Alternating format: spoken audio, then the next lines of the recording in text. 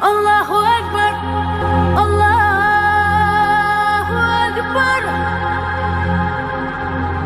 Allahu Akbar.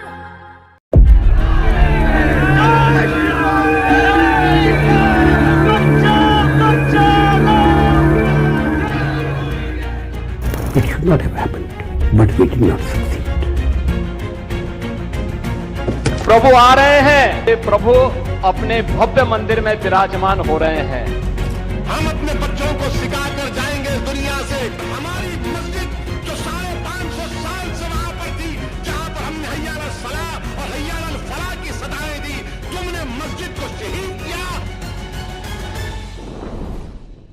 Hindustan की रियासत उत्तर प्रदेश का इलाका अयोध्या की तारीख निहायत ही कदीम और रूहानियत से जुड़ा है। हिंदू मत के सहीफ़ों के मुताबिक लाखों साल कबल अयोध्या नगरी को श्री रामचंद्र के आबाओ अजदाद में एक शख्स मनु ने आबाद किया था। इस नगरी को अयोध्या इसलिए नाम दिया गया क्योंकि अयुद्ध यानी वो जगह जहाँ कभी जंग ना हो और सिर्फ अमन हो। हिंदू मत के मुताबिक इब्तदा में यहाँ सूर्यवंशी राजाओं का राज था। इसी शहर में श्री रामचंद्र की पैदाइश हुई और उन्होंने अपनी ज़िंदगी का एक बड़ा हिस्सा गुजारा, जिन्हें हिंदू विष्णु का अवतार करार देते हैं। लेकिन राम के वफ़ात के बाद अयोध्या शहर वीरान हो गया और फिर आपके बेटे कुश ने उस शहर को दोबारा आबाद किया। लेकिन फिर महाभारत की जंग की वजह से ये शहर दोबारा उजड़ा और फिर यहाँ सूर्यवंशी राजाओं के 44 पीढ़ियों ने एक लंबे अरसे तक राज किया। वहीं इस्लाम में भी अयोध्या शहर निहायत ही अहमियत के हामिल है। बाज़ मुस्लिम सूफिया और मौरख़ीन का मानना है कि अयोध्या शहर में ही हज़रत आदम अलैहिस्सलाम के बेटे शीस अलैहिस्सलाम की कब्र है और इसी शहर में नूह अलैहिस्सलाम के पोते हिंद और अय्यूब अलैहिस्सलाम की कब्र भी मौजूद है। ये शहर बुद्ध मत का भी बड़ा मरकज़ रहा है। तारीख़ के मुताबिक गौतम बुद्ध ने यहाँ 19 बरस गुजारे और एक ज़माने में यहाँ बुद्ध मत के 20 मंदिर मौजूद थे, जिसे महाराजा अशोक के ज़माने में तामीर करवाया गया था। जब 6ठी सदी ईस्वी में अरब में इस्लाम का ज़हूर हुआ तो मुस्लिम फातिहीन और लश्करियों ने ज़मीन और समुंदर के रास्ते हिंदुस्तान पर हमला आवर हुए। उसी ज़माने में ताबेईन, तबा ताबेईन और मुस्लिम सूफिया शुमाली हिंद में आना शुरू हुए और इस्लाम की इशाअत की। लिहाजा 11वीं सदी और 12वीं सदी के अवाइल में अयोध्या में भी इस्लाम ने जन्म लिया और यहाँ के लोग भी इस्लाम से मुतासिर होकर दीन हक़ को कबूल करने लगे। अयोध्या की तारीख़ में अहम तरीन दिन तब आता है जब साल 1526 ईस्वी में बादशाह बाबर हिंदुस्तान पर हमला आवर हुए और यहाँ अजीम मुग़लिया सल्तनत की बुनियाद रखी। दरअसल जब तुर्क मुसलमान पूरी दुनिया पर हर तरफ अपने झंडे गाड़ रहे थे और इस्लाम का परचम बुलंद कर रहे थे, तो उसी दौरान फ़रगाना का एक तैमूरी तुर्क शहज़ादा ज़हीरुद्दीन मोहम्मद बाबर हिंद की सरजमीन की तरफ आता है और अपने मुख्तसर से लश्कर और जवामर्दी के साथ शुमाली हिंद को कर लेता है। बाबर न सिर्फ एक दूर अंदेश और अजीम बादशाह था, बल्कि इस्लाम की इशाअत और हिंदुस्तान में मुसलमानों के फलने फूलने की फ़िक्र भी उसे दिन रात लगी रहती थी। लिहाजा बाबर ने मुख्तसर से अरसे में शुमाली हिंद में जामे मस्जिद, पानीपत मस्जिद, काबुली बाग मस्जिद, मुग़ल बाग, बेशुमार मदरसे, मकबरे और सहन खाने तामीर करवाए थे। उन्हीं तामीरात में एक मशहूर तामीर बाबरी मस्जिद है। कहा जाता है कि ज़हीरुद्दीन मोहम्मद बाबर लोदी हुक्मरानों के ख़िलाफ़ बंगाल और अवध की अपनी मुहिम के दौरान इस सरज़मीन से गुज़रा था, जिसे अयोध्या कहा जाता है। गालिबन बाबर ने वहाँ कुछ दिन आराम किया और कुछ सूफिया कराम से भी मुलाकात की थी और फिर बाबर ने अपने एक कमांडर मीर बाकी को हुक्म दिया कि यहाँ एक अजीम मस्जिद की तामीर करवाई जाए। लिहाजा साल 1528 ईस्वी में बाबरी मस्जिद की तामीर करवाई गई। ये मस्जिद शहर के वस्त में मिट्टी के एक ऊंचे टीले पर तामीर की गई थी। ये मस्जिद मुग़ल फ़न तामीर के एतबार से एक शाहकार था।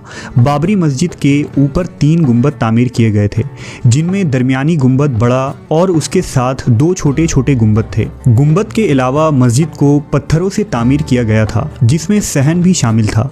सहन में एक कुआं भी मौजूद था। मस्जिद को ठंडा रखने की गर्ज से उसके छत को बुलंद बनाया गया था। रोशनी और हवा के लिए जालीदार खिड़कियां नस्ब की गई थी। अंदरूनी तामीर में एक ख़ास बात यह थी कि महराब में खड़े शख्स की सरगोशी को मस्जिद के किसी भी अंदरूनी हिस्से में बाआसानी सुना जा सकता था। मुख्तसर ये कि बाबरी मस्जिद इस्लामी फ़न तामीर की एक मिसाल थी। बाबर के बाद भी 300 सालों तक इस शानदार मस्जिद में मुसलमान अजान देते रहे और नमाज अदा करते रहे, लेकिन कुछ इंतहा पसंद हिंदुओं का मानना था कि जिस मकाम पर बाबरी मस्जिद की तामीर की गई थी ठीक उसी जगह श्री राम की पैदाइश हुई थी, यानी ये राम जन्मभूमि थी जहां उनका एक मंदिर मौजूद हुआ करता था और जिसे जुल्म के ज़रिया ढाकर मुसलमानों ने मस्जिद बनाई थी। लेकिन ये बात सरासर झूठ पर मुबनी थी, क्योंकि अगर बाबर किसी मंदिर को मिसमार करके इबादत गाह की तामीर करता तो ऐसी किसी मस्जिद में उस दौर के उलमा और मुफ्तियान नमाज पढ़ने का कभी फतवा नहीं देते। इस्लामी तारीख में ऐसी मिसालें मौजूद हैं जब किसी इबादत गाह को तोड़कर ज़बरदस्ती अगर मस्जिद की तामीर हुई है तो बाद में उस मस्जिद को भी तोड़ दिया गया। मसलन वलीद बिन अब्दुल मलक के दौर में दमिश्क की मस्जिद, जिसे एक गिरजे को तोड़कर बनाया गया था, लेकिन जब खलीफा को उसकी खबर हुई तो उसने मस्जिद को मिसमार कर दिया था। इसी तरह हज़रत उमर बिन अब्दुल अजीज़ के दौर खिलाफत में भी एक मस्जिद को तोड़ा गया था, क्योंकि वो मस्जिद किसी गिरजे की ज़मीन पर तामीर हुई थी। तारीख गवाह है कि मोहम्मद बिन कासिम से लेकर बहादुर शाह जफ़र तक अगर मुस्लिम बादशाह मंदिर तोड़कर मस्जिद बनाना शुरू कर देते तो आज हिंदुस्तान में लाखों मंदिरें मौजूद नहीं होती। लिहाजा प्रोफेसर राम शर्मा ने अपनी तसनीफ़ में मुग़ल एम्पायर ऑफ इंडिया और प्रोफेसर राम प्रसाद खोसला के मुग़ल किंगशिप में उन मवर्रखीन ने यह साफ लिखा है कि तारीख़ में ऐसी कोई शहादत नहीं मिलती है कि बाबर ने किसी मंदिर को गिराकर या किसी हिंदू को नुकसान पहुंचाकर वहां मस्जिद तामीर की थी। 1707 ईस्वी में आखिरी ताकतवर मुग़ल बादशाह औरंगज़ेब आलमगीर की वफ़ात के बाद जल्द ही मुग़लिया सल्तनत का ज़वाल हो गया।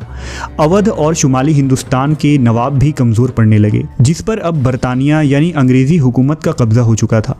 1857 के गदर के बाद बाबरी मस्जिद के सहन में कब्ज़ा करके चंद हिंदू पंडितों ने अंग्रेज़ों की मदद से एक चबूतरा बनाया और दावा किया कि यहाँ श्री रामचंद्र का जन्म हुआ था। अब हिंदू पुरोहितों ने यह दावा करना शुरू कर दिया कि बाबरी मस्जिद की पूरी ज़मीन राम जन्मभूमि को तोड़कर बनाया गया है, लिहाजा ये हमारा मजहबी फरीज़ा है कि हम यहाँ दोबारा राम मंदिर की तामीर करवाएं। आज़ादी के बाद हालत ऐसी बदतर हो गई कि साल 1949 ईस्वी में हिंदू इंतहा पसंदों की जानिब से मस्जिद पर हमला किया गया और मस्जिद के अंदर राम और सीता के बुत रख दिए गए, जिसे उस वक्त के वज़ीर आज़म जवाहरलाल नेहरू के हुक्म के बावजूद हटाया ना जा सका। और आखिरकार 6 दिसंबर 1992 ईस्वी में हिंदू इंतहा पसंदों और मुख्तलिफ तंजीमों ने मिलकर बाबरी मस्जिद को शहीद कर दिया और खुलेआम कानून की धज्जियाँ उड़ाकर इंसाफ का गला घोटा गया। इसके बावजूद इंडियन सुप्रीम कोर्ट ने सिर्फ हिंदू अकायद के एहतराम की बुनियाद पर बाबरी मस्जिद को राम जन्मभूमि करार दे डाला। यूं एक सेक्युलर और आज़ाद मुल्क में गुंडागर्दी के ज़रिया मुसलमानों के जिस अजीम तारीख़ी विरासत को शहीद किया गया था, अब अदालत की मेहरबानी से ही इसे बाकायदा तौर पर एक मंदिर में तब्दील कर दिया गया है। बाबरी मस्जिद की शहादत को 32 साल गुजर चुके हैं, लेकिन मुसलमानों के दिलों में अब भी इसका ज़ख्म ताज़ा है। मस्जिद की शहादत कुर्रे अर्ज़ पर बसने वाले सारे मुसलमानों के जज्बात और एहतराम का खून है। मस्जिद की इमारत तो शहीद कर दी गई है, लेकिन मस्जिद के पाकीज़ा और मुक़द्दस सरज़मीन ज़बान हाल से आज भी नोहा किना खून के आंसू रो रहे हैं। जहाँ कभी लाशरीक माबूद के आगे सर झुकाया जाता था और माबूद बरहक की बंदगी बजा लाते हुए जो ईमान वालों की सजदा रेज़ों से मुनव्वर थी, वहाँ अब बुतों की परस्तिश होगी और मुशरिकाना रसूमात अदा होंगे। जाहिर है कि बाबरी मस्जिद की रूह बेचैन और मुस्तरिब है।